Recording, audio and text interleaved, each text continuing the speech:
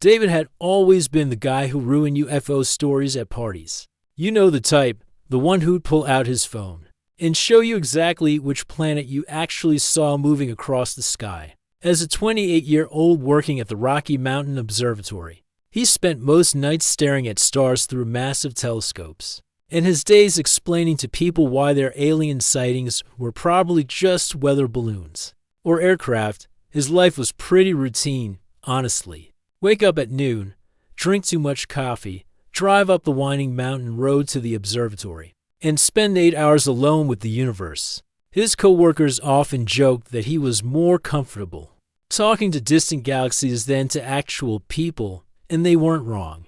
David preferred the predictable silence of space to the chaos of human conversation. The observatory itself sat on top of Pine Ridge Mountain, about 40 minutes from the nearest town. During winter, snow would sometimes trap him there for days, which he actually enjoyed. Just him, his instruments, and the endless black canvas above, dotted with billions of points of light that had traveled millions of years just to reach his eyes. On July 15, 2019, David was pulling another solo shift. His colleague Jake was supposed to work with him, but had called in sick with what sounded suspiciously like a hangover. David didn't mind. Solo shifts meant he could play his music as loud as he wanted and talk to himself without anyone thinking he was crazy. Around 11 p.m., while he was calibrating the main telescope for a routine survey of the Andromeda region, something strange showed up on his monitors. The deep space scanning equipment, which usually displayed steady, predictable patterns, suddenly lit up like a Christmas tree. Energy readings were off the charts, showing signatures he'd never seen before. At first, he thought it was equipment failure.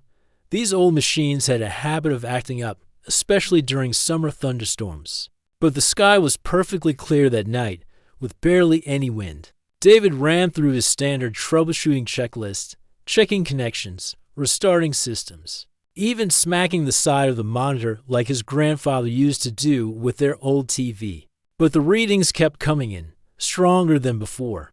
Whatever was out there was getting closer. David felt his stomach tighten as he watched the displays. In 5 years of working at the observatory, he'd seen meteor showers, satellite debris, and even a few pieces of old space junk burning up in the atmosphere. This was different. The energy signature was too controlled, too purposeful. It was moving in patterns that defied everything he knew about orbital mechanics. He grabbed his binoculars and stepped outside onto the observation deck. The summer air was cool at this altitude, carrying the scent of pine trees and the faint smell of ozone that sometimes preceded storms. But there were no clouds visible anywhere for 20 minutes. David scanned the sky, seeing nothing unusual, just the normal collection of stars he'd memorized over years of night shifts. Orion was rising in the east, the Big Dipper hanging low in the north. Everything looked exactly as it should. Then he saw it, a light, brighter than any star, appeared near the constellation Cassiopeia. At first, he thought it might be the International Space Station making an unexpected pass, but this light was moving wrong, too fast, too erratic. It would accelerate, then suddenly slow down, making sharp turns that would be impossible for any human-made craft. David's hands were shaking as he adjusted his binoculars. The light was definitely getting brighter, which meant it was coming closer, much closer. Suddenly, the light began to descend rapidly, like a controlled fall rather than a crash. David could see it was heading toward the forest about 3 miles west of the observatory. As it got lower, he could make out what looked like a small craft, maybe the size of a large car, surrounded by a strange, soft glow. The impact, when it came, was surprisingly gentle. Instead of the massive explosion David expected, there was just a brief flash of light and then silence. David stood on the deck for a full 5 minutes, trying to process what he'd just witnessed. His scientific mind was already coming up with rational explanations. Maybe it was experimental military aircraft. Maybe it was some kind of weather phenomenon he'd never heard of. Maybe he was having some sort of breakdown from too many lonely nights and too much caffeine. But deep down, in a part of his mind he usually kept locked away, David knew he'd just watched something extraordinary land in the woods near his workplace. Protocol said he should immediately report any unusual incidents to his supervisor, and probably to the Federal Aviation Administration. There were forms to fill out, procedures to follow. The sensible thing would be to document everything and let someone else deal with it instead. David found himself walking back inside, grabbing his heavy-duty flashlight, his first aid kit, and his car keys. He left a note on his desk saying he was going to check on some equipment issues. Technically not. A lie, since this definitely qualified as an equipment issue. Just not the kind he usually dealt with. The drive down the mountain road and through the Forest Service paths took about 20 minutes. David had to park his car about half a mile from where he estimated the craft had landed, and hike the rest of the way through thick pine trees and underbrush. He found the site easily. Enough. The trees were bent outward in a perfect circle, and the ground was covered with pieces of what looked like metal, except it felt more like glass and seemed to absorb his flashlight beam. Rather than reflect it, the air smelled strange, like ozone mixed with something floral he couldn't identify, in the center of the clearing. In a shallow crater barely 3 feet deep, lay the most beautiful person David had ever seen. She appeared to be about his age, maybe a little younger. But there was something about her that was clearly not human. Her skin had a pearl-like quality that seemed to glow softly in his flashlight beam. Her hair was long and moved in the slight breeze like it was underwater. She was wearing what looked like a form-fitting suit made of the same material as the scattered debris. She was unconscious but breathing steadily. David knelt beside her and gently checked for injuries. She felt warm to the touch, but her skin had a strange texture, smooth like silk but with an almost electric quality that made his fingers tingle. David had never been the type of person to make quick decisions. He analyzed everything, weighed options, made lists of pros and cons. But looking at this mysterious girl, lying in a crater surrounded by the remains of what was obviously not any kind of Earth technology, he made the fastest decision of his life. He was going to help her, carefully, trying not to cause any additional injuries. David lifted her in his arms. She was surprisingly light, as if her bones were hollow like a bird's. The strange suit she wore felt warm and seemed to adjust its temperature to match his body heat. The hike back to his car was challenging, but David managed it without dropping her or falling himself. He placed her gently in his back seat, using his jacket as a pillow, and drove carefully back to his small cabin about 10 miles from the observatory. His cabin was the perfect place to hide someone, or something. He'd chosen it specifically because it was isolated, surrounded by forest, with the nearest neighbor more than 2 miles away. He'd always joked that he could disappear for weeks, and nobody would notice. Now he was hoping that was true. David carried the unconscious girl inside and laid her on his couch, under the normal lighting of his living room. She looked even more otherworldly. Her features were perfectly symmetrical, in a way that human faces never quite achieved. Her skin continued to emit that soft, pearl-like glow. As he sat in his armchair, watching her sleep and wondering what he'd gotten himself into, David realized his life had just changed forever. Whatever this girl was, wherever she'd come from, nothing would ever be the same again. Outside, dawn was beginning to break over the mountains, painting the sky in shades of pink and gold. But David barely noticed. His attention was completely focused on the mysterious visitor sleeping on his couch, and the growing certainty that he'd just made either the best or worst decision of his entire life. David spent the next 3 days in the strangest situation of his life. He called in sick to work, something he'd never done without actually being sick, and found himself playing nurse to someone who definitely wasn't from around here. Way not from around here. The girl slept for almost 72 hours straight. David checked on her every few hours, making sure she was still breathing, still warm. Her pulse felt different from a human pulse, slower, but stronger. Like her heart was built for efficiency rather than speed.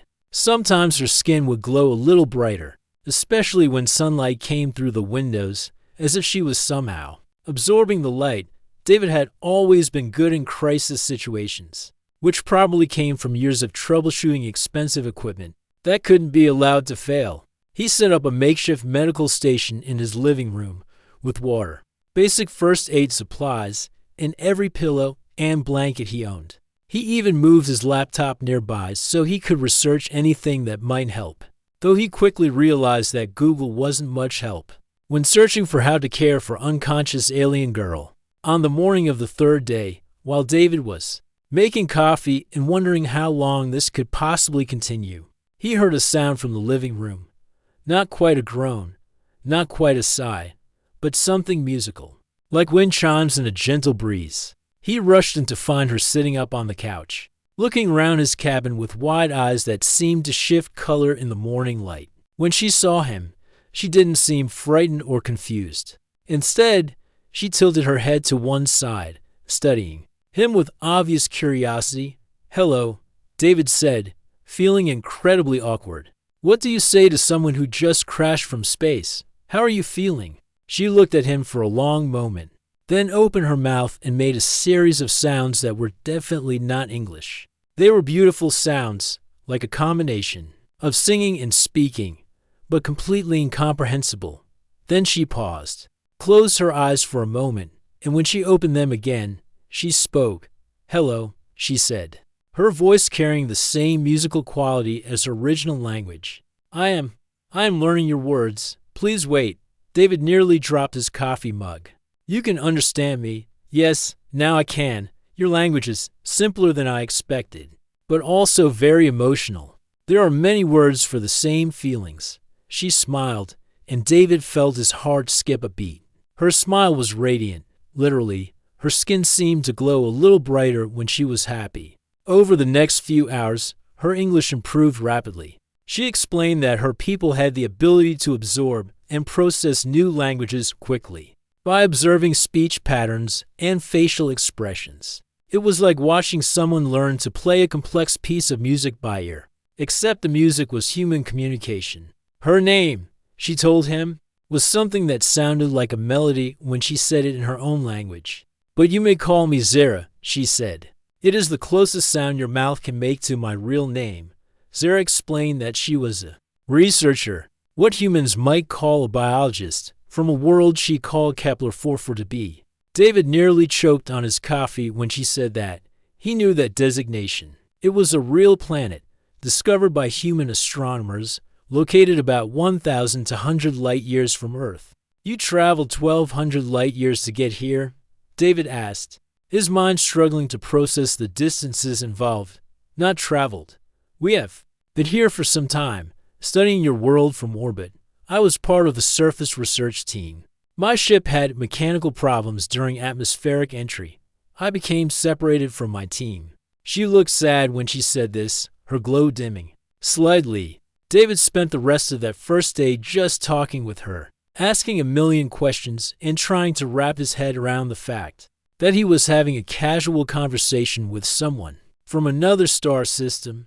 Zara seemed just as fascinated by him, asking about everything from his coffee mug to the photographs on his walls. She was particularly interested in his houseplants. David had never considered himself much of a gardener, but he kept a few hardy plants around because they made the cabin feel less empty. Zara examined each one with intense curiosity, gently touching their leaves and making soft sounds of delight. "Your plants are so different from ours," she said, carefully stroking the leaves of his spider plant, "but they feel similar. Life is life, no matter which star it grows under." What struck David most about Zara wasn't just her obvious intelligence or her otherworldly beauty. It was her sense of wonder about the most ordinary things. She spent 20 minutes watching his ceiling fan, fascinated by the way it moved air around the room. She laughed, that wind chime sound, when he showed her how the television remote worked. "You control images from across the room with this small device," she said, clicking through channels with obvious delight. "This is wonderful. On my world, we must touch surfaces to interface with our technology." But it wasn't all easy conversation and laughs. Zara was clearly worried about her situation. Her ship was destroyed. She had no way to contact her team, and she had no idea if they were even still looking for her. David could see the fear in her eyes when she thought he wasn't paying attention. "Are you afraid of me?" she asked him on the second day of their conversations. "I know I must seem very strange to you." David considered the question seriously. Was he afraid? 3 days ago, if someone had told him he'd be sharing his home with an alien, he would have recommended therapy. But looking at Zara, seeing her curiosity and kindness, her obvious intelligence and gentle nature, David realized he felt the opposite of afraid. "No," he said, "I'm not afraid of you. I'm amazed by you." Zara's approach to understanding Earth was systematic but childlike in its enthusiasm. She wanted to know about everything: why humans kept animals as pets, how weather worked, what music was for, why David lived alone in the mountains instead of with a large family group like her people did. "Your species is very independent," she observed. "On my world, we rarely live alone. Solitude is considered unhealthy." "Maybe it is," David admitted, "but I've never been good with people. I understand stars better than I understand humans." "I think you understand more than you believe," Zara said softly. "You found me. You helped me. You did not contact your authorities or try to use me for personal gain. You simply helped. That shows great understanding of what is right." David felt something shift in his chest when she said that. He'd never thought of his actions as particularly noble.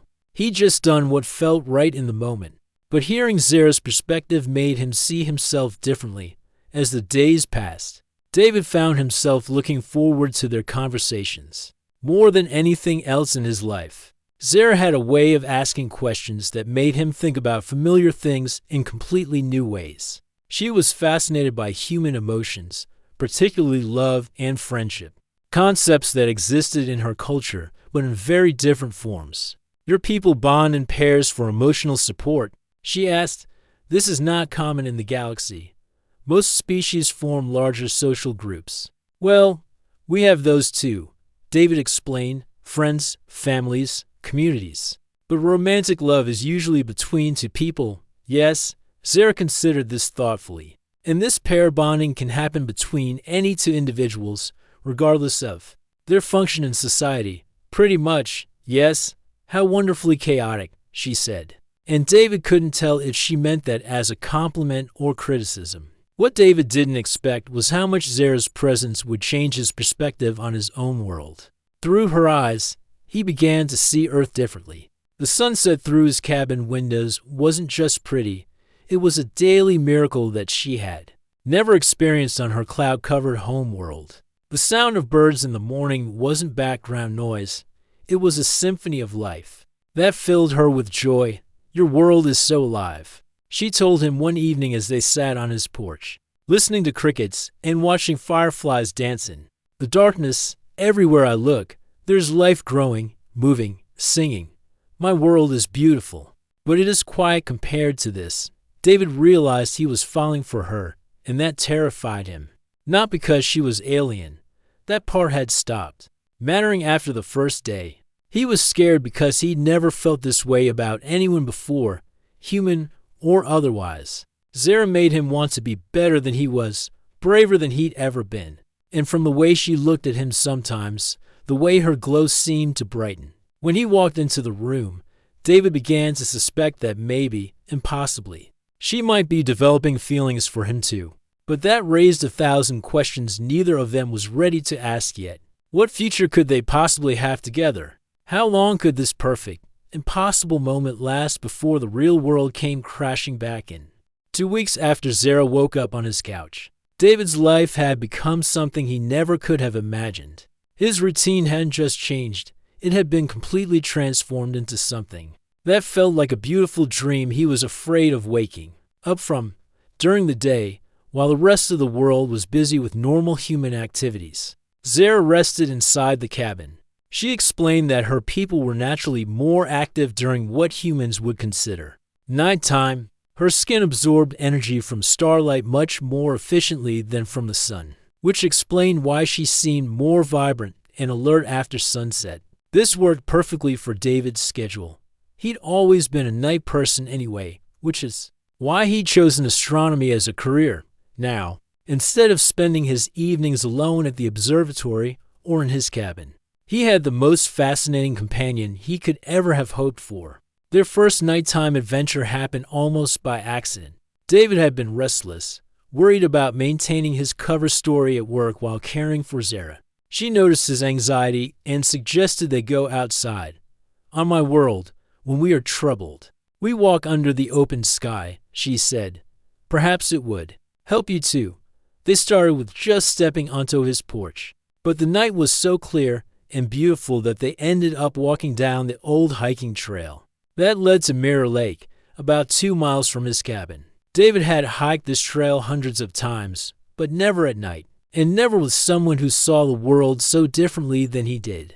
Zara moved through the darkness with surprising grace, as if she could see perfectly in the starlight. She stopped frequently to examine plants, rocks, even insects, approaching everything with scientific curiosity mixed with genuine wonder. "Look," she whispered, kneeling beside a small stream. "The water carries the light of the stars. On my world, our oceans do this, but I have never seen it in such small water." David looked where she was pointing and saw what she meant. The stream was reflecting the starlight in tiny dancing points of light, creating the effect of a river of stars flowing through the forest. He'd walked past this stream countless times and never noticed how beautiful it was. At the lake, they sat on a fallen log and looked up at the night sky. This was where their relationship truly began to deepen beyond friendship and fascination. "Tell me about your home," David said, watching Zara's face as she looked up at the stars. She pointed to a region of the sky near the constellation Lyra. "There, that is the direction of my star. It looks like a single point from here, but it is a beautiful system. Our sun is smaller than yours, redder. We have 2 moons, both larger than yours, which create wonderful tides in our oceans." She described her world with the love of someone who had traveled far from home. Cities that floated on massive lakes, connected by bridges that looked like they were made of light itself, forests of trees that grew in spirals, reaching toward the sky in elegant curves, art forms that involved shaping living plants into temporary sculptures that would bloom for a few days and then return to normal growth. "It sounds incredible," David said. "Do you miss it?" "Yes," she said softly, "but I am beginning to understand that missing something and being content where you are can exist together. I miss my home, but I am happy here with you." When she said that, looking at him with those color-shifting eyes, David felt his heart do something complicated in his chest. "I'm happy you're here too. Happier than I've ever been, actually." They started taking these nighttime walks regularly. David would finish his shift at the observatory, drive home to find Zara waiting with barely contained excitement to explore some new part of the world around them. They visited hidden waterfalls, climbed to mountain peaks where the view stretched for hundreds of miles, and found meadows full of wildflowers that seemed to glow in the moonlight. Zara taught him to see patterns in nature that human eyes typically missed. She could sense the flow of underground water, predict weather changes by the way insects behaved, and identify different types of rock by touch alone. David had thought he understood the natural world through his scientific training, but Zara showed him layers of complexity and beauty he'd never noticed in return. David shared human culture with her. He brought his laptop on their adventures and played music. For her, everything from classical symphonies to folk songs to rock music. Zara was fascinated by the concept of music as emotional expression rather than just communication. "Your species creates patterns of sound purely for the feeling they produce?" she asked after listening to a piece by Bach. "This is remarkable. We have music, but it serves practical purposes, coordination, long-distance messaging, healing. This serves no purpose except beauty. Maybe beauty is purpose enough," David suggested. "Yes," she said thoughtfully. "Perhaps your people understand something about life that we have forgotten in our focus on efficiency." David also introduced her to human literature, reading to her under the stars. She was particularly fascinated by poetry, the idea that language could be arranged to create emotional responses beyond simple meaning. "Your words have layers," she observed after he read her some Robert Frost. "They say one thing but mean several things simultaneously. This is very complex thinking. Maybe that's why humans are so complicated, David said. We think in layers. 2.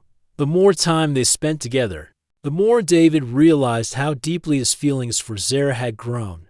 It wasn't just attraction. Though he found her beautiful in ways that made his chest ache, it wasn't just fascination with her alien nature. Though every day brought new discoveries about how differently she experienced the world, he was in love with her mind, the way she approached every problem with curiosity rather than fear, the way she found wonder in things he'd taken for granted his entire life. He was in love with her kindness, the gentle way she treated every living thing they encountered, from the smallest insect to the deer that sometimes approached them during their walks. Most of all, he was in love with how she saw him, not as the awkward, antisocial guy his coworkers knew, not as someone who was weird for preferring telescopes to people. She saw him as someone worth crossing impossible distances to understand, someone whose thoughts and feelings mattered to her. The night David realized Zara felt the same way about him, they were sitting on a ridge overlooking the valley, watching the aurora borealis paint the sky in green and blue curtains of light. "This is like the light displays on my world," Zara said, her voice soft with memory, "but different, more chaotic, more alive. It's caused by charged particles from the sun interacting with our magnetic field." David started to explain, then stopped himself. "Sorry, I don't mean to lecture you. Why do you apologize for sharing knowledge?" Zara asked, turning to look at him. "I love hearing how you understand the universe. Your perspective is so different from mine, but equally valid. This is why." She paused, seeming to search for words. "Why you what?" David asked gently. "This is why I feel for you what my people call resonance," she said. "It is when two beings understand each other so completely that they become more together than they are apart. It is rare among my kind. Most of us live our entire lives without experiencing it." David's heart was pounding. "Is that, like love, it is deeper than your concept of love?" Zara said, "Love can be temporary, based on attraction or convenience. Resonance is permanent. When two souls resonate, they remain connected no matter how much distance or time separates them." She reached over and took his hand. Her skin was warm and seemed to pulse gently with that inner light. "I feel resonance with you, David. I do not know how this is possible between our species, but I cannot deny what I feel." "I feel it too," David said, his voice barely above a whisper.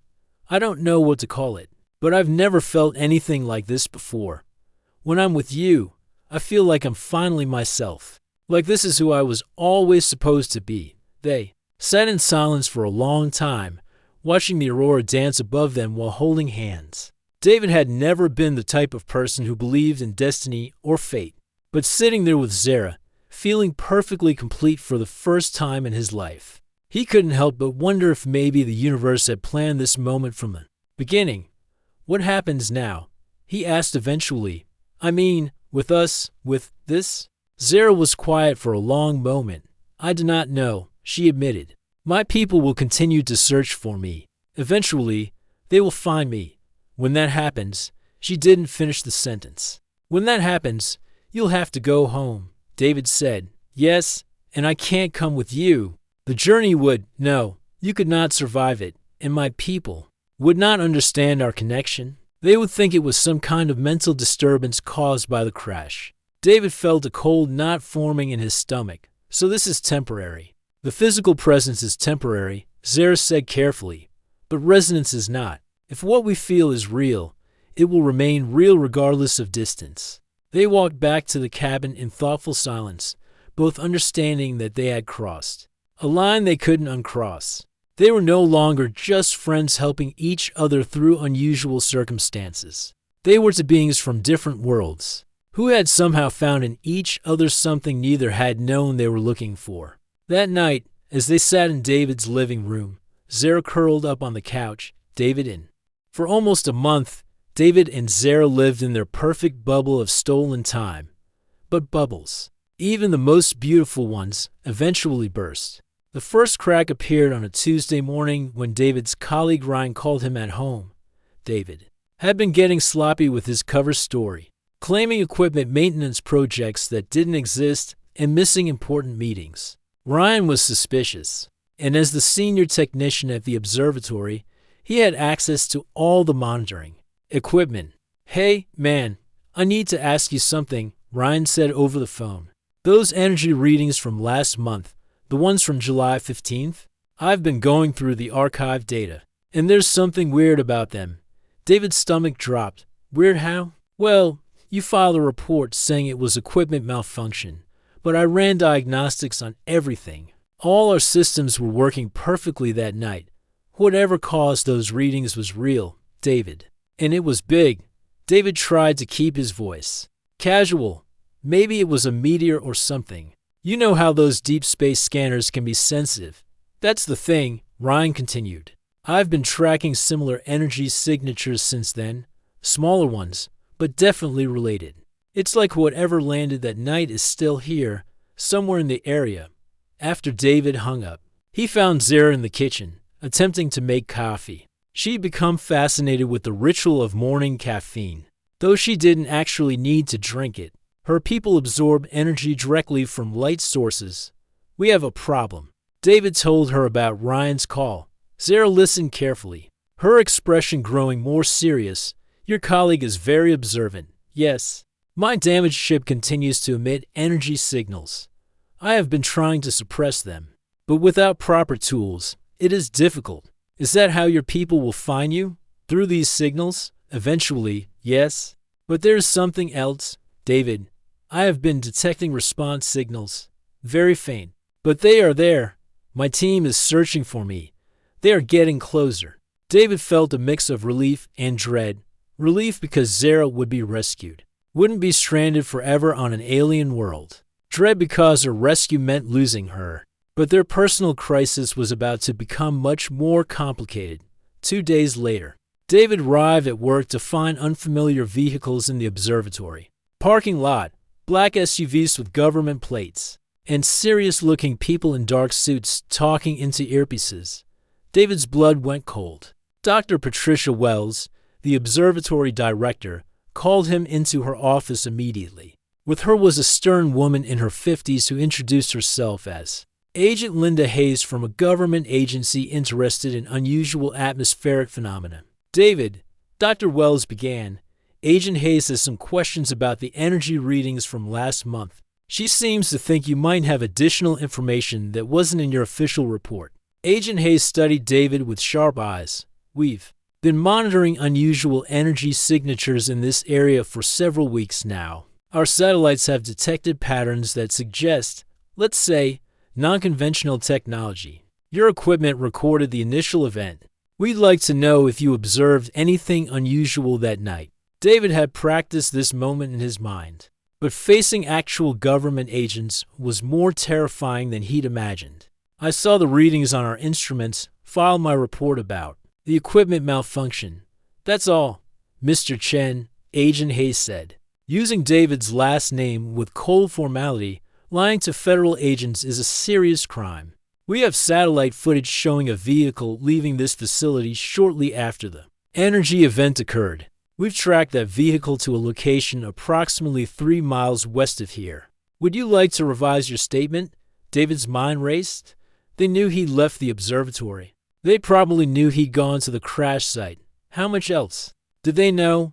"I went to check if maybe a meteor had landed," David said, trying to keep his voice steady. "I found some strange debris, but nothing I could identify. I collected a few samples for analysis." This was partially true. David had taken some pieces of Zara's ship, though he'd hidden them rather than analyzing them. "Where are these samples?" Now Agent Hayes asked. "In my cabin. I can get them for you." Agent Hayes smiled, but it wasn't a friendly smile. "We'd appreciate that. In fact, we'd like to accompany you to your residence this afternoon to collect them and conduct a thorough search." David's heart was pounding so hard he was sure everyone in the room could hear it. He needed to warn Zara, but his phone was sitting on the desk and Agent Hayes was watching his every move. "Of course," David said. "When would you like to do this?" "How about right now?" Agent Hayes suggested. "We have a team standing by." The drive to David's cabin felt like the longest 20 minutes of his life. Agent Hayes rode with him while two other vehicles followed. David desperately tried to think of a way to signal Zara, but the agents were too professional. To alert, as they pulled into his driveway, David prayed that Zara would sense something was wrong and hide. She was incredibly intelligent and had excellent instincts. Maybe she'd hear the vehicles approaching and find somewhere safe.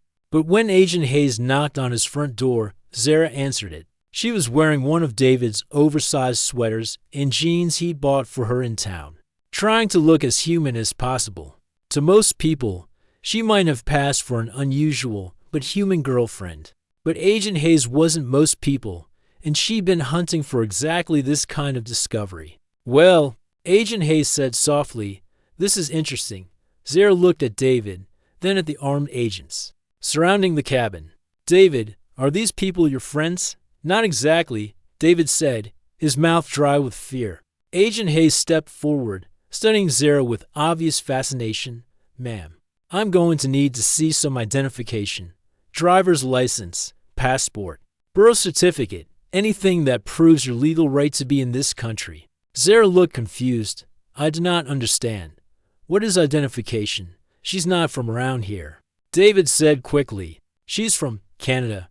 Her English isn't perfect, and she's not familiar with American procedures." Agent Hayes smiled that cold smile again. "Canada. I see. And what's your full name, miss?" "I am called Zara," she said simply. "Zara what?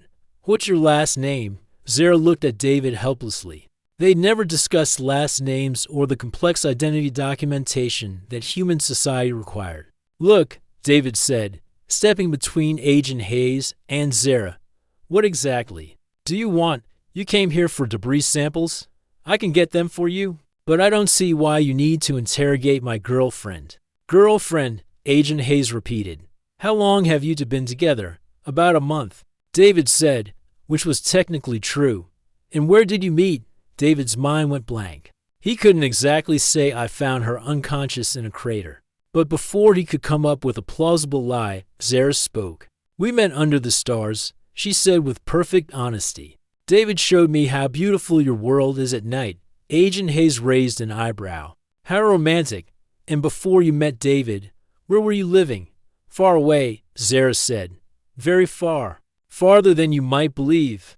David could see Agent Hayes becoming more suspicious with every answer.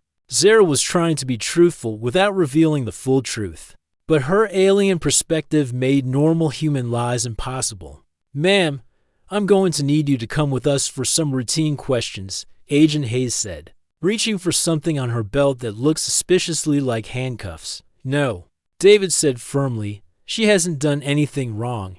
You can't just arrest people for not having ID immediately available."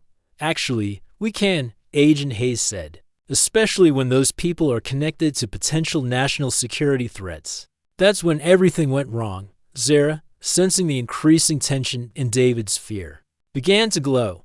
It started as just a slight brightening of her skin, but as her stress increased, the glow became more obvious. One of the agents pointed and shouted something into his radio. "Well," Agent Hayes said, drawing her weapon, "I don't think she's from Canada after all." David stepped in front of Zara, his arms spread wide. "Don't hurt her. She's not dangerous." "Step away from the subject, Mr. Chen," Agent Hayes ordered. "Now, no," David said. "I won't let you hurt her." For a moment, everything hung in balance. David could feel Zara's hand on his back, could sense her fear and confusion. Agent Hayes had her weapon trained on them both, while the other agents called for backup. Then Zara did something that surprised everyone. She stepped around David, raised her hands in the universal gesture of surrender, and spoke directly to Agent Hayes. "I will come with you willingly," she said, her voice calm despite the circumstances. "But please do not harm David. He has only shown me kindness. He is innocent of any wrongdoing." Agent Hayes studied Zara for a long moment, taking in her otherworldly glow, her two perfect features, her obvious intelligence. "Ma'am," she said finally, lowering her weapon slightly, "I think we need to have a very long conversation." As the agents escorted Zara toward their vehicles, She looked back at David with those color-shifting eyes. "Do not despair," she said. Softly, "resonance is stronger than distance, stronger than fear. Remember that." David watched helplessly as the woman he loved was driven away by people who saw her as a threat, rather than the gentle, curious being he knew her to be. For the first time since finding her in that crater, David felt truly afraid, not for himself, but for Zara. The 3 days after Zara was taken were the worst of David's life. He barely slept, couldn't eat, and spent most of his time pacing around his empty cabin, trying to figure out how to help her. The government agents had made it clear that he was being watched, that any attempt to interfere would result in his own arrest. But David wasn't the type to give up, especially not on someone he loved. On the 4th day, Agent Hayes showed up at his door alone. She looked tired, and for the first time since he met her, she seemed more human than intimidating government agent. "Mr. Chen," she said, "I think we need to talk." "Where is she?" David demanded. "What have you done with Zara?" "She's safe," Agent Hayes said. "More than safe, actually. She's remarkable. In 3 days, she's learned more about our language, our culture, and our technology than most people absorb in years. But she's also extremely worried about you." David felt some of the tension leave his shoulders. "She's okay. She's more than okay. She's been answering our questions, sharing information about her people and her world. But she refuses to tell us anything about her technology or how to contact her species. Until she knows you're safe." Agent Hayes paused, studying David's face. "She loves you. Doesn't she? Really loves you?" "Yes," David said simply, "and I love her." "That complicates things," Agent Hayes said. "May I come in? I have a proposition for you." They sat in David's living room, in the same chairs where he and Zara had spent so many evenings talking about the universe and their impossible relationship. "Here's the situation," Agent Hayes began. "Zara is obviously not human, which makes her the most significant discovery in human history. My superiors want to study her, learn from her, possibly use her technology for military purposes." David's anger flared. "She's not a thing to be studied. She's a person." "I agree," Agent Hayes said, surprising him. "After talking with her, I believe she's not only a person but a better person than most humans I've met. She's kind, intelligent, and genuinely seems to want what's best for both our species." "Then why won't you let her go?" "Because she doesn't want to go." "Not yet." Agent Hayes leaned forward. "David, she's been working on repairing a communication device. She says she can contact her people, arrange for rescue, but she won't do it until she knows you'll be okay."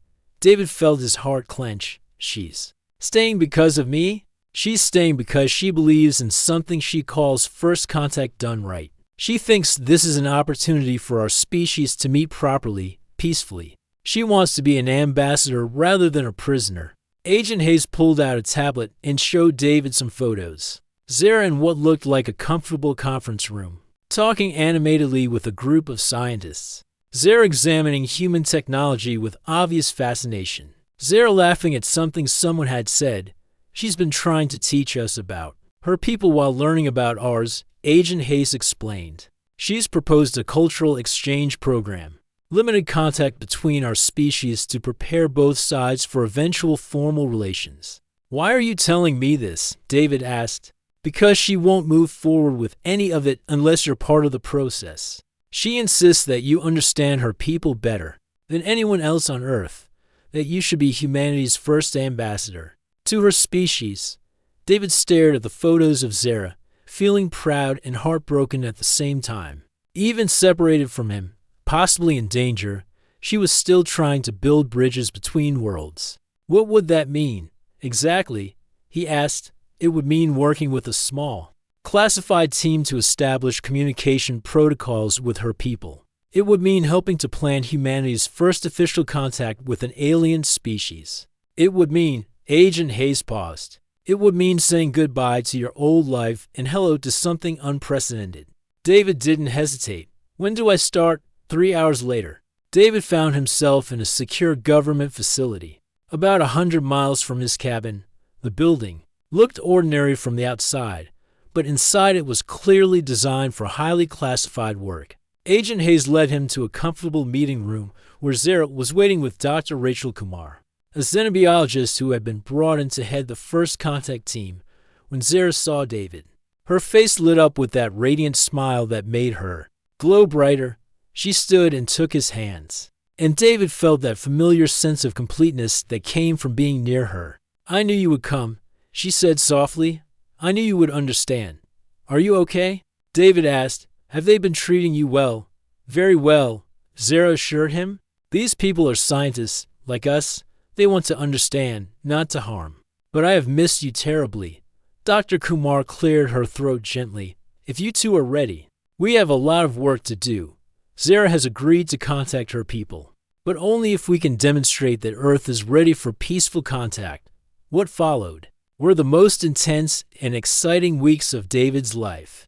Working with Zara and the first contact team, they developed a plan for humanity's introduction to galactic civilization. Zara's people, it turned out, had been watching Earth for decades, waiting for humanity to mature enough for contact. Her research mission had been designed to assess whether humans were ready for that next step. "Your species shows great potential," Zara explained during one of their planning sessions. "You are creative, adaptable, and capable of great compassion. But you are also young, prone to fear and violence when faced with the unknown. My people needed to know which aspect of humanity would dominate during first contact." "And what's your assessment?" Dr. Kumar asked. Zara looked at David, then at the small team of scientists and officials who had been working tirelessly to make peaceful contact possible. "You have individuals who are ready," she said. "Whether your species as a whole is ready, that remains to be seen." The communication with Zara's people happened on a clear night in October. Using a combination of Earth technology and Zara's repaired communication device, they sent a carefully crafted message to the research ship orbiting just beyond human detection range. The response came within hours. Zara's people agreed to a limited first contact, a formal meeting between a small group of humans and a small group of her species, to establish protocols for future relations. David stood beside Zara in the observation area as a rescue ship descended from the night sky. It was beautiful in a way that human spacecraft weren't, organic-looking, like it had been grown rather than built, covered in the same pearl-like material as Zara's skin. "Are you nervous?" David asked her. "Yes," she admitted. "I am about to introduce the species to each other. The responsibility is overwhelming." The meeting itself was unlike anything David could have imagined. Zara's people were tall, graceful beings who moved with fluid precision and spoke in those musical tones. David had first heard from Zara, their leader. Someone Zara introduced as a research supervisor addressed the human delegation with formal courtesy. "We greet you in the spirit of scientific curiosity and peaceful exploration." The supervisor said through a translation device, "Your species shows promise, but you are still learning to live in harmony with your own world. When you have achieved peace among yourselves and sustainability with your planet, we will welcome further contact." It was, essentially, a gentle rejection. Humanity wasn't ready for full contact yet, but it was also a promise. When humans grew beyond their current limitations, they would not be alone in the universe. As the formal meeting concluded, David found himself facing the choice he'd been dreading since the night. He found Zara in that crater. "They have offered to take you with them," Zara told him privately as they walked in the facility's garden. "My people are curious about humans, and you have shown such understanding of both our species. You could be Earth's first ambassador to our world." David had dreamed of this possibility, but now that it was real, he found himself thinking about everything he would leave behind. His work, his world, his own species struggling to grow into something worthy of the stars. "And you?" he asked. "What do you want?" "I want to be with you," Zara said simply. "But I also understand that love sometimes means making difficult choices for the greater good." David looked up at the stars, thinking about all the worlds Zara had described, all the wonders he could experience if he went with her. Then he looked at her, this amazing being who had shown him how to see his own world with new eyes. "I need to stay," He said finally, Earth needs people who understand what's possible, who can help prepare humanity for the day when we're truly ready for contact. But more than that, I think staying is how I can best love you. Zara's eyes shimmered with unshed tears. This is why I fell in love with you. Your wisdom, your courage to choose what is right over what is easy. They held each other under the stars, both knowing this was goodbye, but also understanding that what they had shared would continue to influence both their worlds for generations to come. Will I ever see you again? David asked. I believe you will, Zara said, when humanity is ready. When your people reach for the stars with open hearts instead of clenched fists, I will be among those who welcome you to the larger universe. She gave him a small device, no bigger than a coin, that would always point toward her home star. So you never forget which direction holds your future, she said. David watched from the observation deck as